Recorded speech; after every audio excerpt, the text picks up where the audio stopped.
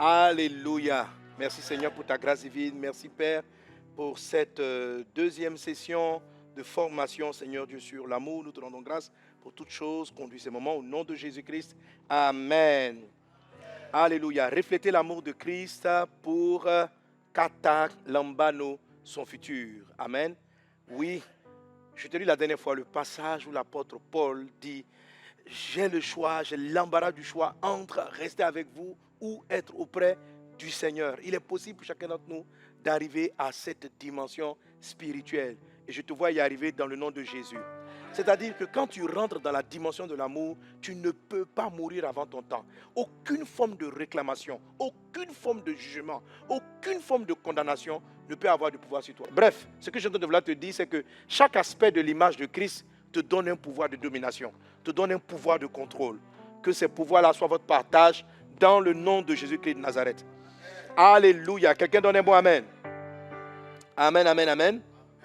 Alors, cette première session, je prends le temps d'introduire l'ensemble des sessions, ok? Mais je vais, pour les quelques minutes qui me restent, aller un peu plus dans notre thème, dans le premier thème de cette série, c'est-à-dire l'amour. Alors, le thème que j'ai pour l'amour, le thème qu'on va partager ensemble sur l'amour, c'est refléter l'amour de Christ, refléter l'amour de Christ pour Katalambano son futur. Alléluia. Dis avec moi, je katambalani. Je crois. Bon, on a créé le verbe, vous nous connaissez ce qu'on a entre nous. Dis avec moi, je katalambano. Je katalambanise. Donc c'est le verbe quoi? C'est katalambané ou bien katalambaniser? On décide quoi? C'est nous, on a créé notre dictionnaire. On choisit quoi? Katalambané ou katalambaniser? Katalambaniser, c'est mieux. Hein? Donc voilà, voilà pour tout le monde, on a le verbe katalambaniser. Alléluia. Gloire à Jésus. Alors notez bien, parce qu'on va souvent revenir là-dessus durant le long de l'année, l'expression de katalambano. Amen. Alléluia. Gloire à Dieu. Gloire à Dieu. Ok. Frère, viens, mon fils, viens. On va faire quelque chose. Ok.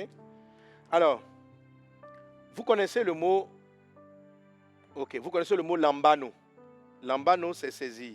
Hein? C'est le mot qui est utilisé en Jean chapitre 1, verset 12. La Bible dit: à tous ceux qui l'ont reçu, il a donné le pouvoir de devenir enfants de Dieu. Donc Dieu a envoyé sa parole. Tous ceux qui l'ont reçu. Et le mot reçu ici, c'est à tous ceux qui l'ont lambano.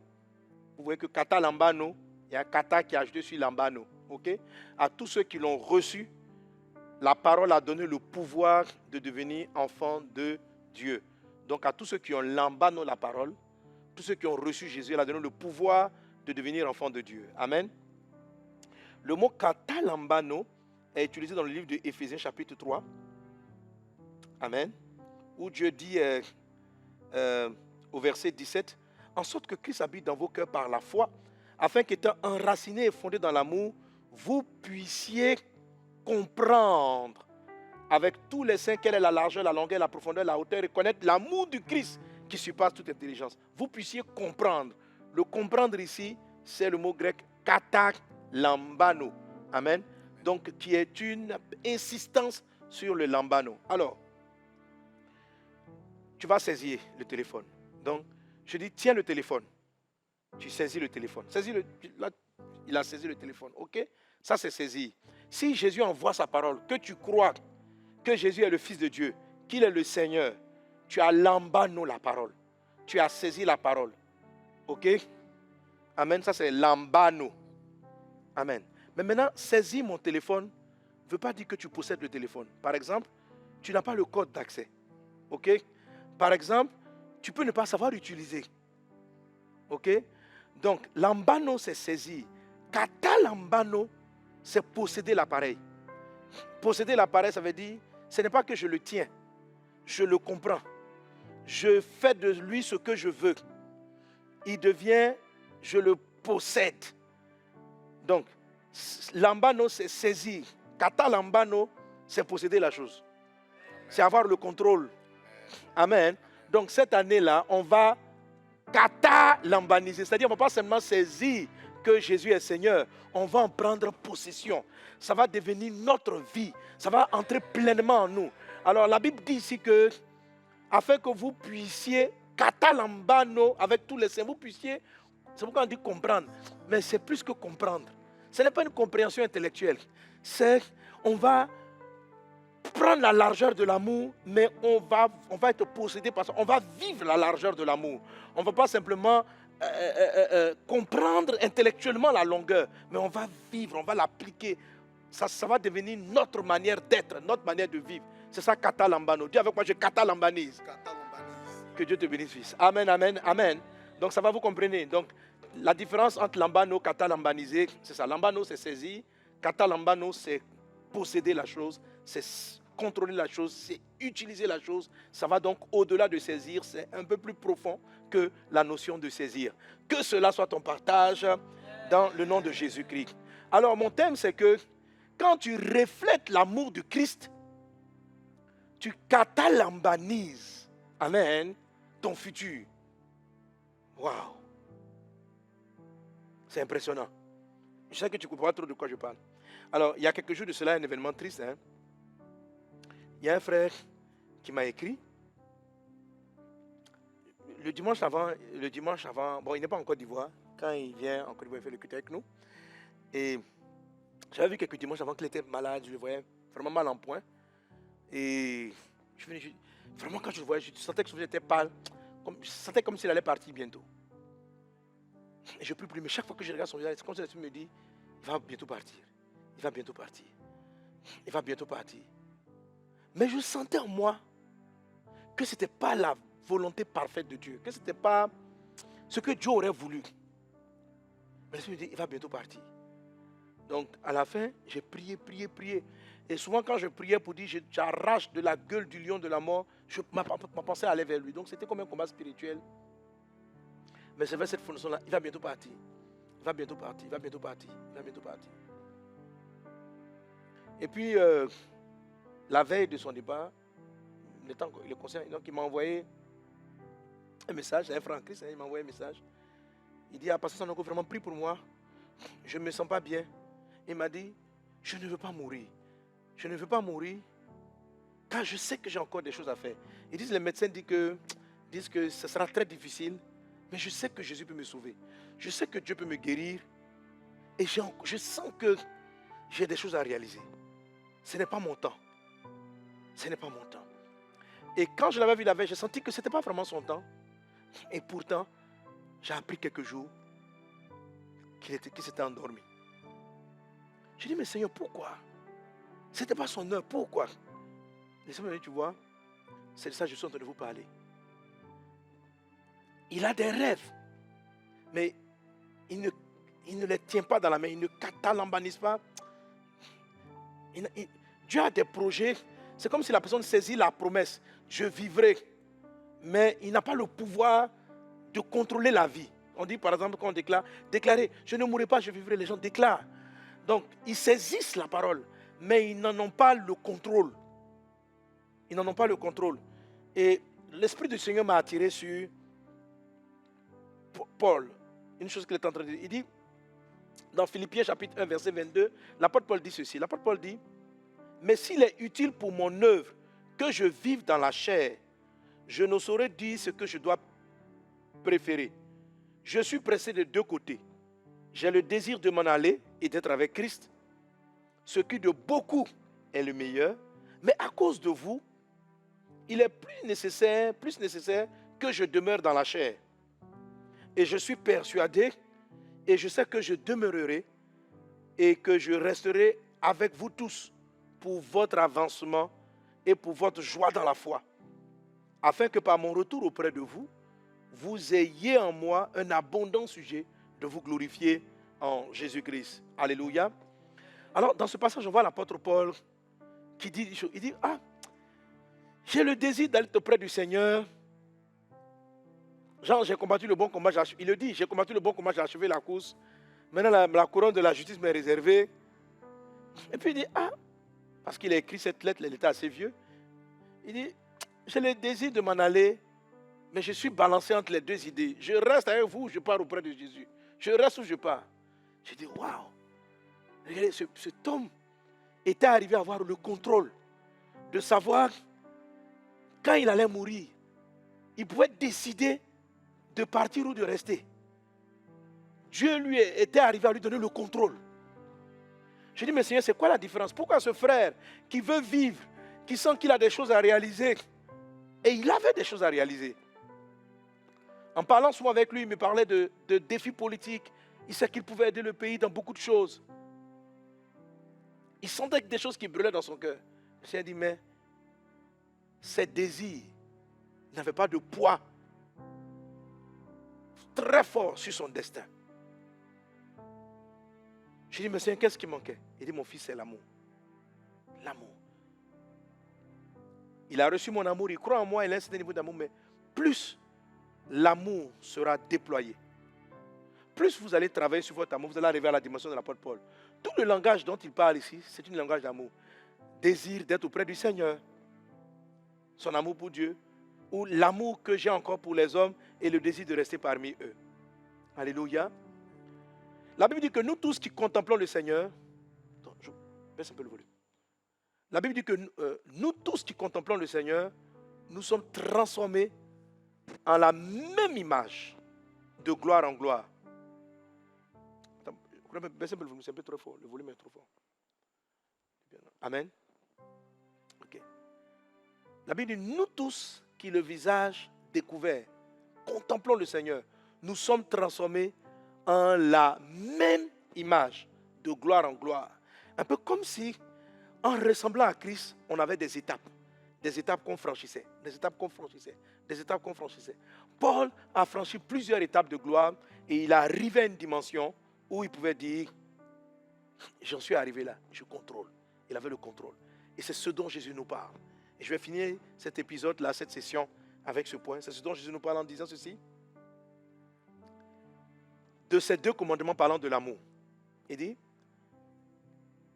tu aimeras Dieu de toute ta force, de tout ton cœur, on va en parler la prochaine session. Et il dit, tu aimeras ton prochain comme toi-même.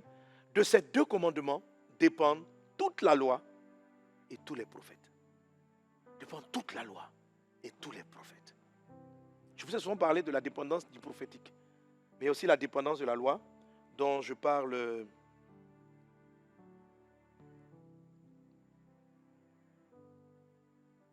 je crois le jour 2, le deuxième jour dans l'ouvrage, la dépendance de la loi. Le Seigneur me dit, l'amour te donne accès aux lois, pas simplement aux lois de la parole de Dieu. Généralement, la Bible dit effectivement, si tu aimes ton prochain, tu ne lui feras pas du mal. Donc tu ne tueras point, parce que si tu aimes, tu ne vas pas tuer. Tu ne commettras pas l'adultère, parce que tu penses à un autre couple. L'amour fait que tu vas naturellement appliquer les 10 commandements. Mais la loi dont parle le Seigneur, ce sont les règles. C'est toutes les lois que Dieu a créées pour soutenir la nature.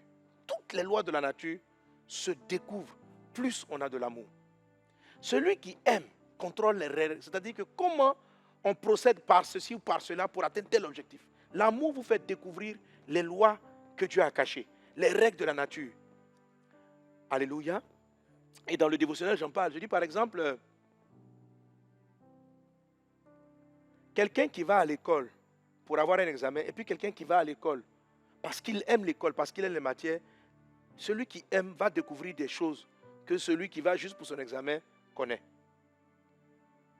On a des élèves, vous comprenez que les élèves qui aimaient les mathématiques, là, ils comprenaient mieux les règles des mathématiques que ceux qui faisaient les mathématiques pour avoir la moyenne. C'est-à-dire qu'il y a une différence entre celui qui cherche les mathématiques pour ne pas avoir 0 ou bien 5, et puis celui qui aime. Celui qui aime le français, il finit par, le français lui révèle ses règles. Celui qui aime quelque chose, les choses lui révèlent. Celui qui aime la cuisine va lui expliquer comment on fait pour trouver du goût. Mais celui qui veut profiter seulement de la cuisine ne va pas lui expliquer. Moi, je peux bien aimer manger, mais la cuisine ne va pas m'expliquer que ce que j'aime là, à quel moment il faut mettre le poivre. L'amour révèle les choses cachées, les lois cachées. Alléluia. C'est ce qui fait que vous possédez en fait le futur. Quand vous aimez, c'est-à-dire vous savez ce qu'il faut faire pour vivre, ce qu'il faut faire. C'est-à-dire que c'est comme si tu le sens. Et Dieu me dit, il dit, quand il a créé Adam et Ève, pourquoi Pourquoi il ne leur a pas donné la connaissance du bien et du mal? Parce que la connaissance là était innée en eux. Je ne sais pas si vous avez fait l'élevage des chiens ou des animaux. Beaucoup d'animaux connaissent leur remède par instinct. Il y a des chiens, lorsqu'ils ont des problèmes gastriques, ils savent exactement quelle plante ils vont aller manger. Leur maman ne leur a pas appris. Tu te demandes qui c'est assis pour lui dire que non, voilà où se trouve tel remède. Mais les chiens, les oiseaux, les animaux, et beaucoup de personnes qui ont découvert des lois de la médecine ont observé les animaux. Quand ils sont malades, s'il y a certaines plantes qui sont dans leur environnement, ils vont naturellement les manger. Souvent, ils tombent malades, les plantes là ne sont pas dans leur environnement immédiat. Mais par exemple, moi, j'ai grandi je partais souvent au village. J'étais souvent au village. J'ai observé les chiens. Et dans notre quartier, il y avait des brousses à côté. Le chien, il a des problèmes de ventre. Il rentre et puis il y a une herbe en particulier qu'il va manger. Qui le lui a appris? Et là, m'a dit, tu vois, en Adam et Ève, je leur avais dit une chose. Vous ne mangerez pas le fruit de la connaissance du bien et du mal. Je ne leur avais pas donné la loi de l'adultère. Je n'ai jamais dit tu ne commettras pas l'adultère. Or, il n'y a jamais un moment donné, Dieu a dit qu'il fallait commettre l'adultère. Dieu ne va jamais dire de commettre l'adultère. Je ne leur ai jamais dit vous ne volerez pas. Je ne leur ai jamais dit vous ne mentirez pas. Je ne leur ai jamais dit vous ne prendrez pas ce qui est à autrui. Je n'ai jamais dit tu ne tueras point. J'ai dit une seule chose. Vous ne mangerez pas le fruit de la connaissance du bien et du mal. Pourquoi? Parce que ne pas tuer était déjà en eux. Ne pas voler était déjà en eux. Ne pas mentir était déjà en eux. C'était un instinct. C'est-à-dire que quand ils regardaient, ils ne pouvaient pas faire du mal à son prochain. C'était instinctif. Tout était inscrit en eux. Maintenant, ce que Satan leur a dit, il dit, bon, rendez-vous indépendant de Dieu en ce qui concerne la connaissance des règles. Si vous mangez le fruit de la connaissance, vous allez maintenant vous-même être capable de faire votre tri. Il ne sera plus instinctif. Il deviendra programmé par votre intelligence et par votre sagesse. Et c'est ainsi qu'en mangeant le fruit, l'homme a eu maintenant la tentation entre voler ou ne pas voler, tuer ou ne pas tuer, mentir ou ne pas mentir, parce qu'en mangeant le fruit de la connaissance du bien et du mal, il s'est mis à devoir choisir dorénavant entre le bien et le mal. Et juste après cela, la conséquence est que Caïn avait le choix entre tuer son frère ou ne pas le tuer, et il a choisi de le tuer. Ok? Mais avant cela, il n'est pas dit tu ne tueras pas. Il n'est pas dit tu ne mentiras pas. Il n'est pas dit tu ne voleras pas, parce que de manière innée, comme celle dans les animaux qui savent leur remède, de manière innée, l'homme connaissait les plantes, ce qu'elles pouvaient faire. L'homme connaissait le loi de la nature. S'il y a une telle maladie qui arrivait, l'homme savait comment dominer le palu. Il savait que si un moustique t'avait piqué, l'homme savait exactement, quand Dieu dit je te donne le pouvoir sur les plantes, il savait exactement ce qu'il devait faire. C'était inné en lui. Mais en mangeant le fruit de la connaissance du bien et du mal, l'homme a commencé à se vider de ses connaissances et de ses compétences. Des connaissances que Dieu a mis dans la nature. Et l'homme a été livré à lui-même. Quand vous allez reconquérir l'image de l'amour, la Bible dit, toutes les lois dépendent de ce commandement. Tu aimeras Dieu, tu aimeras ton prochain. L'amour va vous faire comprendre les principes. Et pour tous ceux qui veulent se développer dans quelque domaine que ce soit, la vertu de l'amour va vous donner cela. C'est pourquoi je dis, reflétez l'amour de Christ pour Katalambano, son futur prophétique. Je vous ai longtemps expliqué que les prophéties dépendent aussi de l'amour. Amen. Et puis le futur, et puis les règles, les lois. Alléluia, les lois. L'amour va te donner de bien te comporter avec ton prochain, mais l'amour te donnera la bonne attitude vis-à-vis de tout ce que Dieu a créé sur la terre. Est-ce qu'on est ensemble? Amen. Quelqu'un donne un bon amen. Amen. La miséricorde triomphe du jugement. Dieu t'a fait grâce, Dieu t'a fait miséricorde. Heureux les miséricordieux, dit l'Écriture, ils obtiendront miséricorde. Matthieu, chapitre 5, verset 7. Donc, quelqu'un qui vit l'amour plein n'a aucune trace de colère, d'amertume qui persiste dans son âme. Ça va, par exemple, donc l'exempter de toutes sortes de jugements. Donc, la condamnation dont il était délivré en croyant en Jésus va rester opérationnelle et active dans sa vie tout le temps. Alléluia. C'est ainsi que tu pourras croire dans la miséricorde, etc. Donc l'amour est quelque chose vraiment de très impressionnant qui vous aide à triompher de toute forme de condamnation, de toute forme de jugement.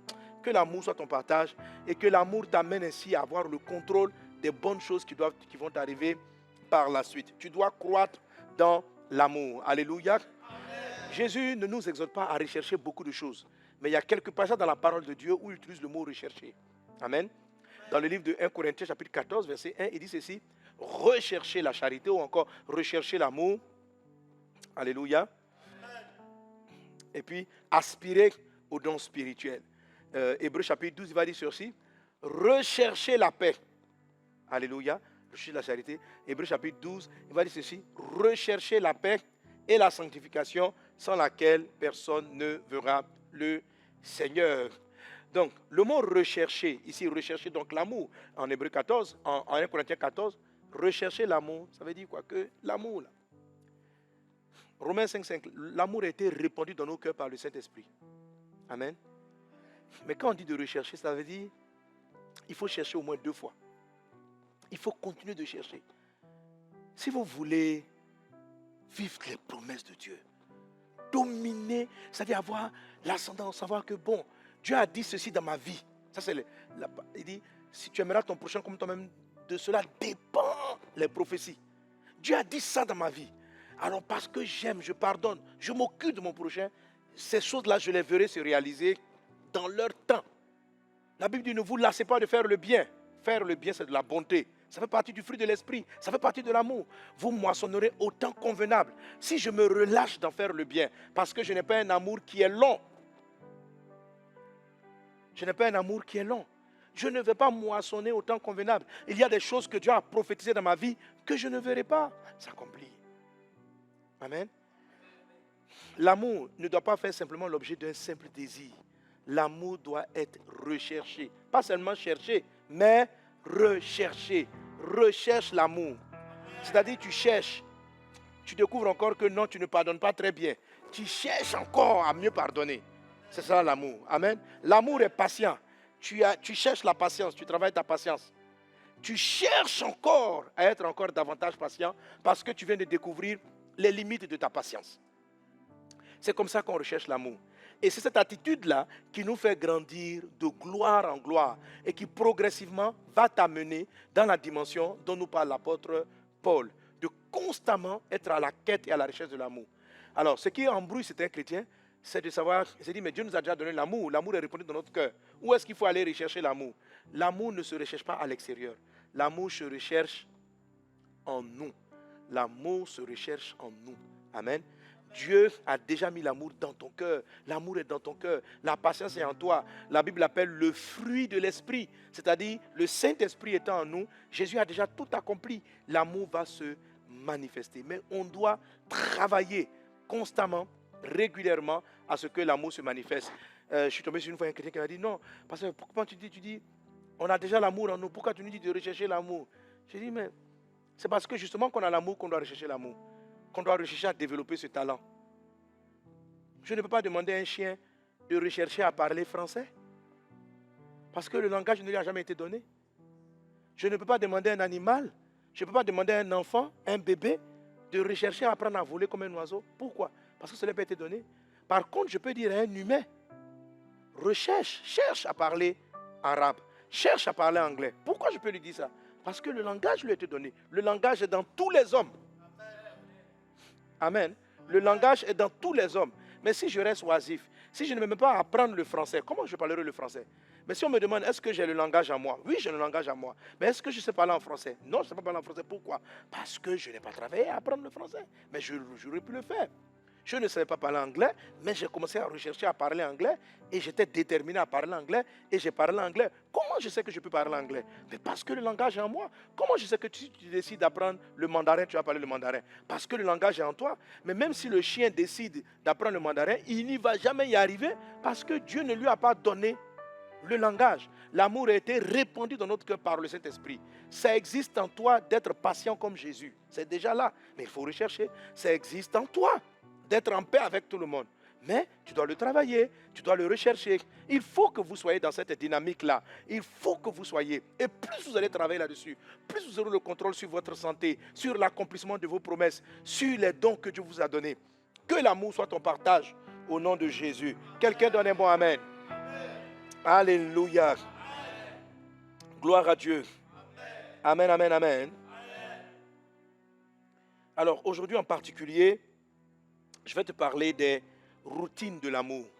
Avec moi, les routines de l'amour. Amen. Je vais te parler de quatre routines de l'amour. Alléluia. C'est-à-dire des choses que tu dois faire régulièrement pour que ton amour se développe. Les choses que tu dois faire régulièrement pour que ton amour se développe. Et puis à la dernière session, je parlerai maintenant, je vais revenir sur les 4 dimensions de l'amour et on va donc les voir un peu avec les routines qu'on a prises, comment est-ce qu'on les applique, comment est-ce qu'on peut faire pour travailler la routine, pour avoir l'amour en largeur, l'amour en longueur, l'amour en profondeur, l'amour en hauteur. Alléluia. Gloire à Dieu. Et toutes ces choses-là sont dans votre ouvrage. Il faut que vous l'ayez. Amen, amen, amen. Dis avec moi les routines. Donc ça, je n'utilise pas le mot routine. Bon, je le dis plus ou moins. Tu le verras à partir du jour 18. À partir du jour 18 dans ton livret, du dévotionnel. Amen. Gloire à Dieu. Alors, donc l'amour a été répandu dans ton cœur par le Saint-Esprit. Mais comment est-ce que tu peux arriver à manifester cet amour? D'abord, quels sont les obstacles à la manifestation de l'amour? La Bible dit que, Éphésiens chapitre 3, étant enracinés et fondés dans l'amour, nous puissions comprendre avec tous les saints. Quels sont les obstacles à la manifestation de l'amour? Il y a 2 grands obstacles que je recense. Le premier obstacle, c'est la raison. La raison, le raisonnement est un ennemi de l'amour en nous. La deuxième chose, ce sont nos émotions. Voici les 2 grands ennemis qui empêchent un chrétien né de nouveau de vivre l'amour. Alors, avant de toucher la raison, je vais parler à une personne. L'amour a été répandu dans nos cœurs par le Saint-Esprit. L'amour qui est patient, l'amour qui croit tout, l'amour qui espère tout, l'amour qui donne la lumière, l'amour qui permet à Dieu de tout te donner, l'amour qui permet à Dieu de permettre à ta vie de se réaliser. Cet amour-là, il vient dans ton cœur parce que tu es né de nouveau, parce que tu acceptes Jésus comme ton Seigneur et ton Sauveur. C'est le début de toute chose. Alléluia. Une fois que Christ est en toi, l'amour est en toi. Maintenant, il va falloir maintenant le développer, et travailler cet amour-là afin qu'il soit davantage manifesté. Ça veut dire qu'on soit davantage patient, davantage bon, davantage, etc., etc., etc. Amen. Alors, le premier obstacle donc à la manifestation de cet amour qui font que les chrétiens n'arrivent pas à manifester leur amour, c'est leur logique. C'est la logique de vie. Par exemple, on estime qu'on a raison dans une situation donnée et la personne qui est là mérite qu'on lui crie là-dessus, qu'on s'irrite, qu'on se mette en colère, qu'on ne pardonne pas ou qu'on pardonne difficilement. On a suffisamment de raisons valables pour être impatient. 1 Corinthiens 13 dit l'amour est patient, mais quelqu'un qui nous fait attendre, qui nous fait poireauter pendant des heures, pendant que nous avons un rendez-vous, on a totalement raison de s'impatienter et puis de réagir ainsi. L'amour est doux. Lorsqu'on estime qu'une personne ne doit pas être traitée avec douceur, qu'elle a besoin de brutalité, de violence pour changer, on a une raison valable pour laquelle on parle durement, on parle méchamment à certaines personnes. On a des arguments qui justifient notre comportement. Okay? Ces raisons-là peuvent venir de notre intellect, ces raisons peuvent venir de notre background. Parce que dans ma vie, mon papa m'a tellement maltraité, parce que dans ma vie, ma maman m'a rejeté, parce que dans ma vie, j'ai ceci, j'ai cela. On a tellement de raisons valables qu'on justifie le fait qu'on ne pardonne pas à certaines personnes, on justifie le fait qu'on ne travaille pas notre patience. Tu dois arrêter ce type de raisonnement. Galates chapitre 2, verset 20, l'apôtre Paul dit ceci, Galates 2, 20, j'ai été crucifié avec Christ.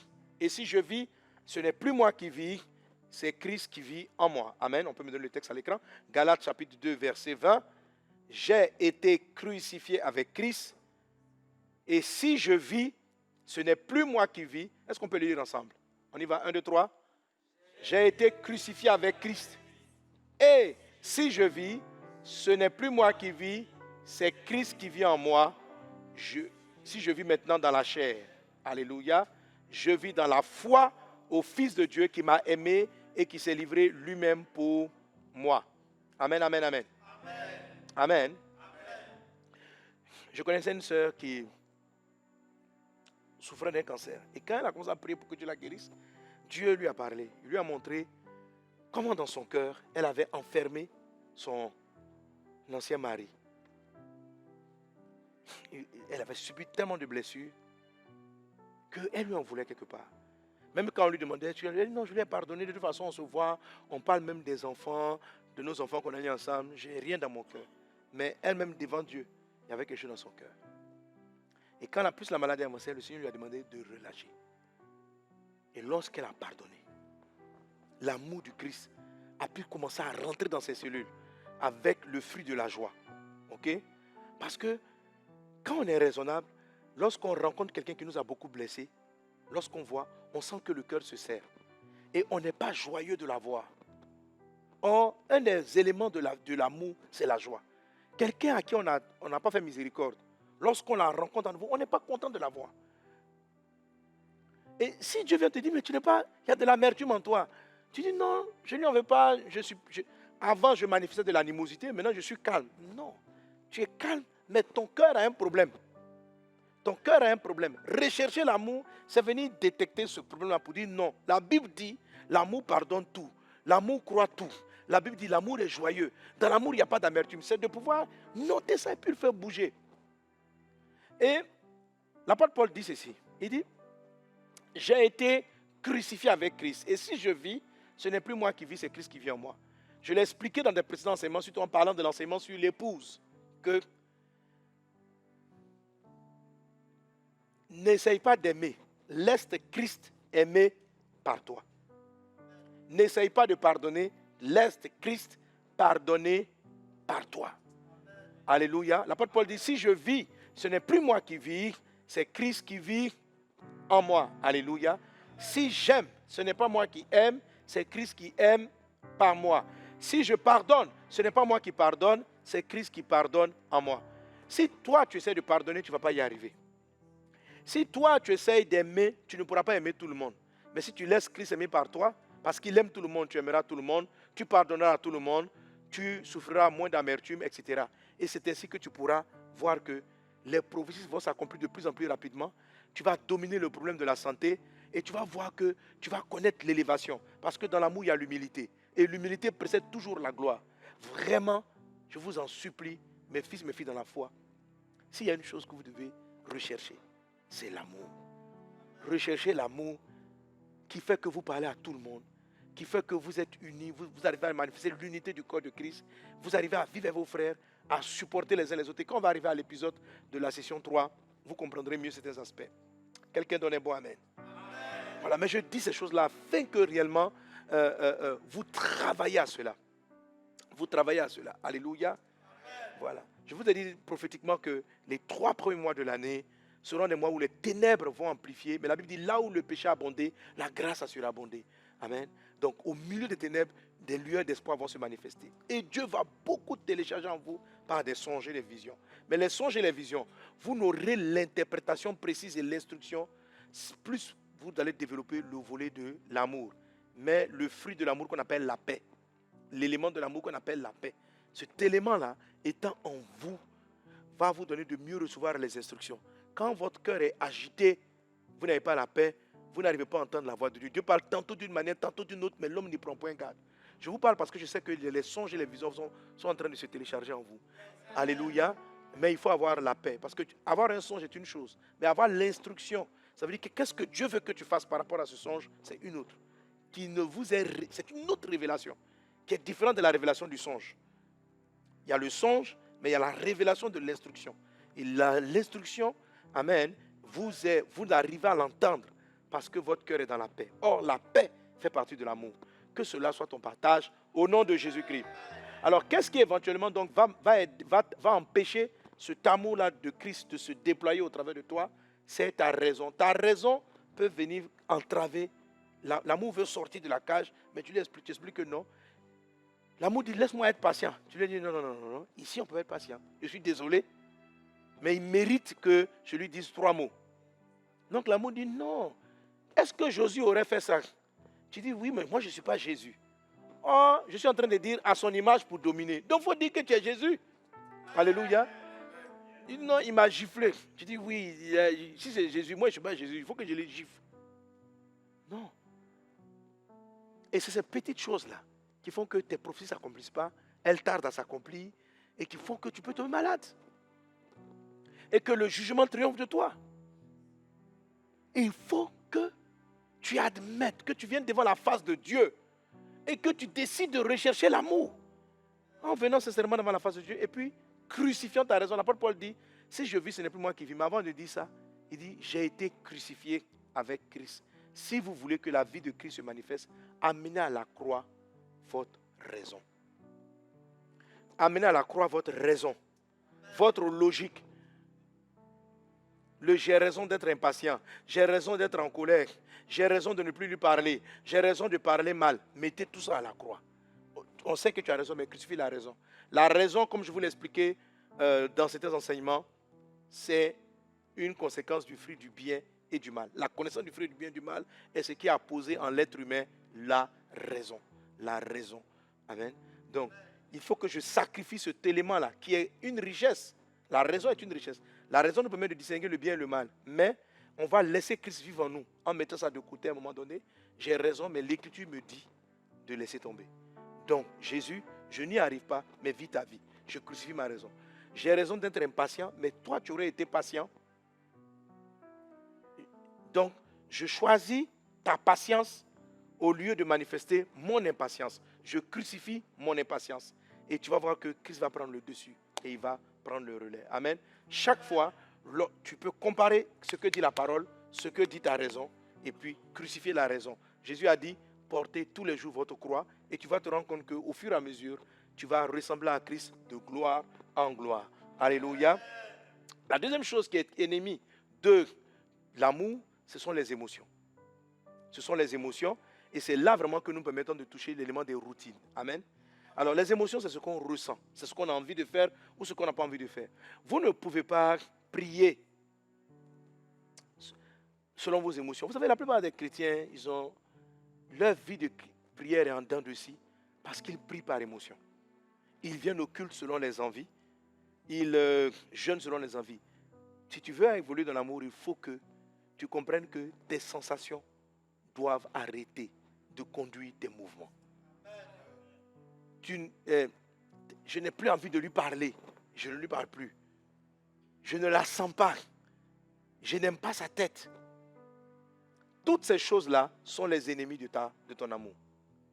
Tu dois crucifier encore tes émotions. Alors, pour arriver à crucifier les sensations, les émotions, parce que l'apôtre Paul dit, si je vis, ce n'est pas moi qui vis, c'est Christ qui vit en moi. Il dit, mais je suis dans la chair. Et la chair et le sang sont la base des émotions. Ok? C'est la base de nos émotions. Et comment on arrive donc à dominer les émotions? Par des choses qu'on fait régulièrement, qu'on ait envie ou qu'on n'ait pas envie. C'est ce que j'appelle de la routine. Est-ce qu'on est ensemble? Amen. Amen. Alléluia. Amen. Tu dois, pour vaincre tes émotions, c'est-à-dire que pour ne pas chanter Dieu est bon quand tu as envie, pour ne pas louer Dieu selon tes envies ou bien, et quand tu es découragé, tu ne loues pas Dieu. Quand tu es abattu, tu ne loues pas Dieu. Tu ne sais pas le louer en toutes circonstances. Pour triompher de tes envies, il faut créer dans ta vie des routines. Amen. Les routines, ce sont des choses qu'on décide délibérément de faire de manière régulière. Jésus parlait de coutume. La Bible dit par exemple, Jésus est monté à la montagne pour prier selon sa coutume. La Bible dit que Jésus allait au temple selon sa coutume. Donc Jésus-Christ avait des coutumes. Une routine est une coutume. C'est-à-dire ce sont des formes d'habitude qu'on prend très vite où on s'oblige à les faire. Une coutume est une chose qu'on fait, qu'on ait envie ou qu'on n'ait pas envie. Alors, si vous voulez gagner en amour, il faut que vous choisissiez d'avoir des routines d'amour. Des routines d'amour, des choses que vous faites, que vous ayez envie ou pas. Vous devez dire, ça devient une coutume pour moi. Amen. Ça devient une coutume pour moi. Je vais faire ça tout le temps. Je vais faire comme ceci tout le temps. Je ferai ceci tout le temps. Et il y a un ensemble, donc il y a 4 groupes de routines qu'il faut apprendre à développer. Et vous allez voir que votre amour pour Dieu, qui est l'amour agapé, qui n'est pas un amour donc philéo, qui n'est pas un amour émotionnel, qui n'est pas un amour éros, va se développer parce que vous êtes en train simplement d'obéir à un commandement. L'amour est un commandement. Voici le premier commandement. Tu aimeras le Seigneur ton Dieu de toute ta force, etc., etc. Alléluia. Donc, dis avec moi les routines. Alors donc, les routines, ce sont des coutumes. Hein, ce sont des coutumes, des choses qu'on fait régulièrement. Donc, je désire aimer Dieu. Alors, où je trouve ces routines? Jésus le dit lorsqu'il donne l'enseignement sur l'amour. Il dit ceci, je prends dans la version Marc chapitre 12, à partir du verset 28. On va lire ensemble. Marc 12, 28, il est dit. Marc 12, 28. On lit ensemble. 1, 2, 3. Un des scribes qui les avait entendus discuter, sachant que Jésus avait bien répondu aux Sadducéens, s'approcha et lui demanda: quel est le premier de tous les commandements? Jésus répondit: voici le premier. Écoute Israël, le Seigneur notre Dieu est l'unique Seigneur. Et tu aimeras le Seigneur ton Dieu de tout ton cœur, de toute ton âme, de toute ta pensée, de toute ta force. Amen. Tu aimeras le Seigneur ton Dieu de tout ton cœur. C'est la première routine. Comment? Il y a des actes qu'on pose régulièrement pour aimer Dieu de tout notre cœur. Il va dire après, tu vas aimer le Seigneur ton Dieu de toute ton âme.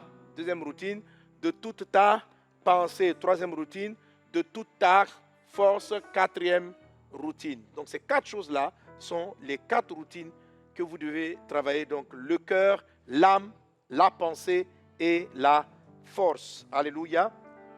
Gloire à Dieu. Quelqu'un donne un bon amen. Quelqu'un donne un bon amen. Amen. Alléluia.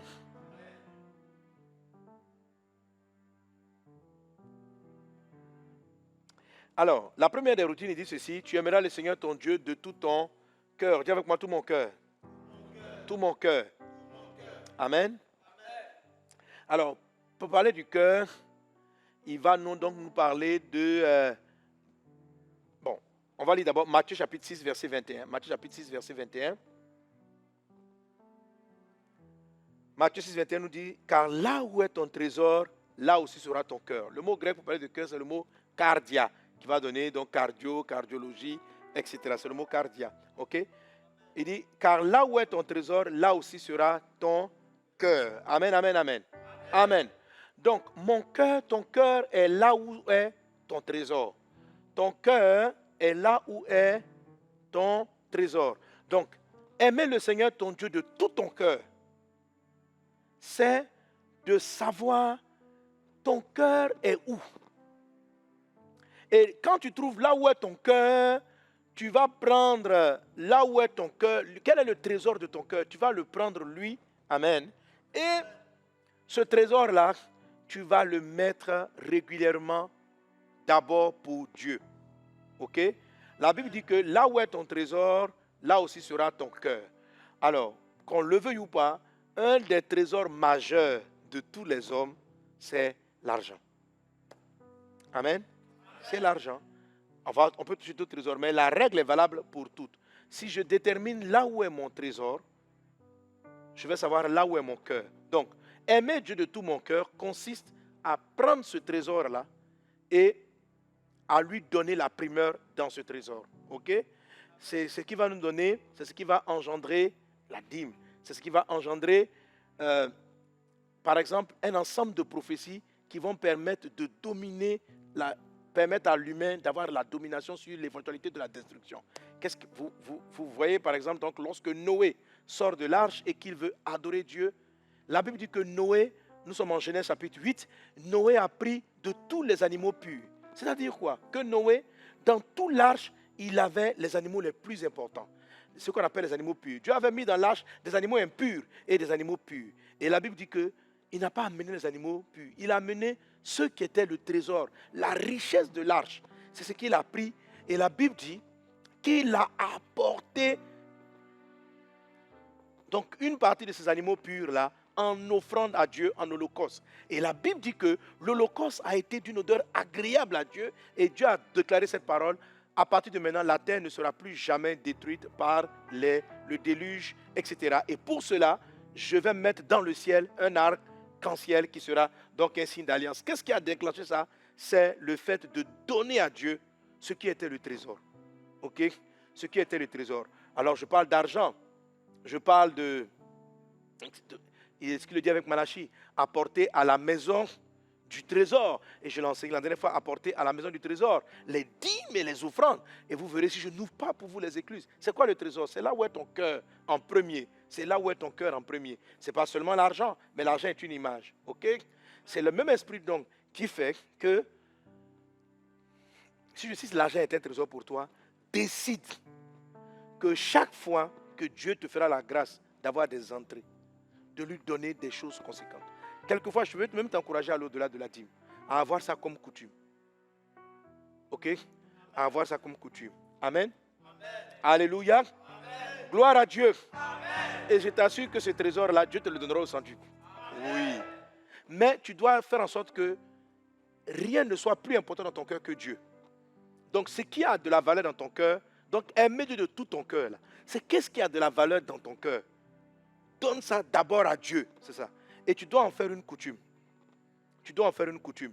Les chrétiens qui sont devenus multimilliardaires, à qui Dieu a donné une sagesse, une grande intelligence sur le plan financier, sont des gens qui étaient capables, qui faisaient régulièrement des offrandes hors du commun.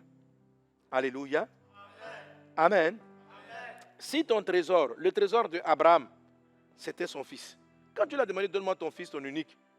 Dieu s'est levé et puis Dieu a fait des promesses. Il dit voilà ce qui va arriver, etc. Donc il y a un ensemble de prophéties qui se sont réalisées dans la vie d'Abraham parce qu'il était prêt à sacrifier son trésor. Donnez vos trésors à Dieu. Amen. Amen. Alléluia. Amen. Ton trésor, c'est ton premier garçon. Dédie-le à Dieu. Amen. Pas simplement pour que Dieu le protège, mais pour qu'il soit au service de Dieu. Ton trésor, c'est ton foyer, ta vie, ton mariage. Prie et puis trouve quelque chose, une marque pour dire à Dieu que le couple là, il est pour toi d'abord. Amen. Et Dieu, si tu as un cœur qui est disposé, tu dis Seigneur, voilà ce que j'aime sur la terre. Voilà ce que mon cœur apprécie. Et trouve une offrande ou un acte à poser conséquemment par rapport à ce vers quoi est ton cœur. Et tu verras comment le ciel va s'ouvrir pour toi. C'est vraiment impressionnant de voir comment ta vie va basculer et ton amour pour Dieu va basculer si tu travailles cette routine. Alors, personnellement, moi j'ai une routine en ce qui concerne mes finances. Ce n'est pas la dîme, j'apporte beaucoup plus que la dîme. Chaque année, si par exemple l'année qui avait précédé, je donnais, je vais dire, j'ai un montant minimal que je donne, quelque chose qui a de la valeur pour moi.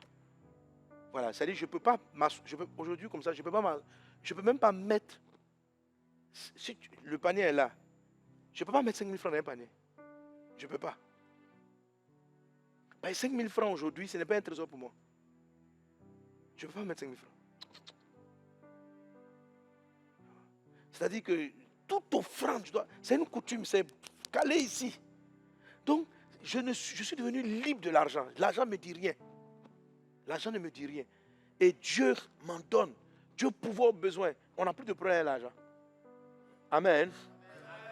Alléluia. Et c'est pareil. Donc, fais cette routine-là. Quelqu'un est-il avec moi? Et je vais rapidement, on va aller vers la veille. Alors, la deuxième routine, il dit, aime le Seigneur de toute ta pensée. Dis avec moi, toute ma pensée. Alors là, c'est la deuxième routine. Alléluia. Alors, certaines versions traduisent par intelligence. Mais notre passage, il dit intelligence parce que le mot grec qui est utilisé ici, c'est le mot sounoussis, qui est utilisé dans d'autres passages de la parole de Dieu comme étant l'intelligence. Donc, on peut traduire aimer Dieu de toute sa pensée comme étant tu aimeras le Seigneur ton Dieu de toute ton intelligence. Dis avec moi mon intelligence. Voilà, Luc chapitre 2, verset 46, au bout de 3 jours, ils se le trouvèrent dans le temple, assis au milieu des docteurs, les écoutant et les interrogeant. 47, tous ceux qui l'étendaient étaient frappés de son intelligence. Alléluia. Alors, les pensées dont il est question, c'est ta réflexion, c'est ton intelligence, la façon dont tu analyses les choses. Dieu dit, tu dois l'aimer de toute ton intelligence. Quand Dieu a commencé à me parler de ce passage, il dit, mais Seigneur, il dit, mais mon fils, mais c'est ce qui fait la différence avec beaucoup de chrétiens. L'intelligence, c'est la capacité que Dieu a donnée à l'être humain de réfléchir, d'analyser des choses. C'est la capacité de poser des questions. Dieu dit, Amen. Ton premier même, d'abord, il faut réfléchir dans la vie. Il faut être intelligent, il faut réfléchir, il faut analyser les choses. Amen. Mais il faut donner cette intelligence-là à Dieu en premier. Il faut donner cette intelligence, il faut lui donner ta pensée. Il faut lui donner cette intelligence. C'est-à-dire quoi? C'est ce qui va faire la force des apôtres. Dès que Jésus disait des choses, ils étaient à ses pieds pour lui demander, fais-nous comprendre. Explique-nous. C'est-à-dire, et je me suis rendu compte aussi en observant ma vie, que ma première réflexion le matin, la première intelligence là, ce n'est pas pour chercher l'argent. Ma première intelligence, ma première réflexion, c'est de rester devant sa parole. Vous savez, la méditation est l'intelligence. Méditer là, c'est l'intelligence. C'est-à-dire que ça soit médité. C'est pourquoi il dit que ce livre ne se lève pas. Médite le jour et nuit. Ça doit devenir une coutume. Parce que le mot sunosis là, c'est la pensée, la méditation, la réflexion. Et ce qu'il est en train de dire, c'est que donne tes premières méditations à Dieu. Dans la vie, vous méditez. Vous pouvez méditer sur comment trouver de l'argent. Vous pouvez méditer sur comment résoudre tes problèmes. Vous pouvez méditer. Méditer, c'est quand je m'assois et que je fais tourner une pensée dans ma vie, dans ma tête. Mon intelligence commence à réfléchir. Mes pensées commencent à réfléchir à un sujet. Ce que Jésus est en train de dire dans ce passage, Dieu là, donne-lui ça. Commence par lui donner ça. Il dit, voici le premier commandement. Ça veut dire la première routine, la première règle. La première règle, c'est que prends cette intelligence-là et donne-la lui. Donne-la lui au départ. Commence par prendre ton intelligence et puis venir devant le Seigneur pour dire, Père, je veux méditer ta parole. Je ne veux pas simplement la lire, je veux la comprendre. Je veux la comprendre. Je veux te donner ma compréhension. Ne cherche pas à aller comprendre les palabres d'un tel, les problèmes de ceci. Cherche à réfléchir d'abord comment on va avoir l'argent. Laisse cette réflexion. Donne-la d'abord à Dieu, à la compréhension de sa parole. Et j'ai vu pourquoi l'intelligence de beaucoup de chrétiens se développe. Parce qu'ils ne donnent pas l'intelligence à Dieu. Quand ils arrivent à l'église, ils réfléchissent à rien, ils ne méditent pas la parole. En fait, quand ils prennent la Bible, ils ne méditent pas. Ils lisent. C'est pourquoi ils ne sont pas intelligents. Alléluia. Mais les disciples ne se contentaient pas d'écouter Jésus. C'est-à-dire qu'en secret, ils partaient méditer. Ils disent, mais tu as dit ça. Ça signifie quoi? C'est-à-dire que les choses que Jésus avait dites n'étaient pas simplement des trucs. Vous voyez, il y a des frères qui sont à l'église. C'est-à-dire, le pasteur prêche. Il y a ceux qui contestent. Il y a ceux qui ne méditent pas. Ils sont là, on dit, le pasteur a dit, mangeons. Donc ils sont là, nous on obéit seulement, on mange. Non, il faut obéir. Mais méditer là, c'est prendre le sujet et puis en faire un objet d'analyse. Vous voyez, la Bible dit que dans le passage de Luc 2,46, Jésus était enfant. Déjà, il avait une analyse de la parole de Dieu. Donc, quand il est parti poser, la Bible dit il est parti, il a posé les questions et les sages étaient surpris de découvrir. Il dit tous ceux qui l'entendaient étaient frappés de son intelligence. Donc, dès le début de sa vie, la première des choses, ce n'était pas de sa puissance, ce n'était pas de ses miracles. C'était son, c'est le mot là, sunosis. Il avait l'intelligence, il commençait l'intelligence de la parole de Dieu. Comprendre ce que les Écritures disent. Médite, la réussite et le succès arrivent parce que la parole de Dieu, vous la méditez. Mais vous êtes assis, vous êtes au culte, vous ne méditez pas. Le pasteur prêche, vous êtes là. Amen. Il a dit quoi même? Nous, on ne comprend pas où. Mais va chercher à comprendre. Retourne dans la présence de Dieu. Cherche à comprendre la parole. Cette manière de faire, cette coutume de chercher à comprendre la parole de Dieu régulièrement est agréable au Seigneur. C'est ce qu'on appelle, tu vas aimer le Seigneur de toute ta pensée, de toute ton intelligence. Est-ce qu'on est ensemble? Cela est ton partage dans le nom de Jésus. Amen. Alors je vais m'arrêter là, alléluia, sur cet épisode. Amen. Quelqu'un donne un bon amen. Quelqu'un donne un bon amen. Je vois ton intelligence, ta méditation au service du Seigneur. Alléluia. Voilà. Et après, il va dire ceci, tu vas l'aimer de toute ton âme. L'âme, c'est le mot grec, c'est le mot psyché, ça veut dire de toute ta vie. Amen. Là, maintenant, ça parle du temps de ta vie.